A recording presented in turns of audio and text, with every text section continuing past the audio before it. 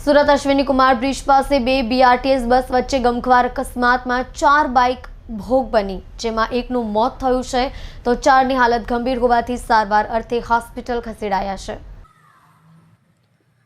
સુરતમાં ફરી એકવાર બીઆરટીએસ બસ દ્વારા ગંભીર અકસ્માત સર્જ્યો છે। સુરતના કતારગામ જીઆઈડીસી વિસ્તારમાં ટ્રાફિકમાં ઉભેલા બીઆરટીએસ બસની પાછળ બીજી બીઆરટીએસ ઘૂસી ગઈ હતી। આમાં 4 બાઇક પર રહેલા 8 બાઇક સવારો અકસ્માતનો ભોગ બન્યા હતા, જેમાં એકનું મોત થયું છે જ્યારે 4ની હાલત ગંભીર હોવાનું જાણવા મળી રહ્યું છે। પ્રાપ્ત માહિતી અનુસાર સુરત કતારગામ જીઆઈડીસી વિસ્તારમાં સાંજના સમયે ટ્રાફિક સિગ્નલ પર બીઆરટીએસ બસ ઊભી હતી। તે સમયે મોત બનીને પાછળ આવી રહેલી અન્ય બીઆરટીએસ બસના ચાલકે ઉતાવળે ઓવરટેક કરવા જતાં 4 બાઇકોને કચડ્યા હતા, જેમાં 8 લોકો સવાર હતા, જેમાં એકનું સ્થળ પર જ મોત થયું છે, જ્યારે 4ની હાલત ગંભીર હોવાથી નજીકમાં કિરણ હોસ્પિટલ અને સ્મીમેર હોસ્પિટલમાં ખસેડવામાં આવ્યા છે।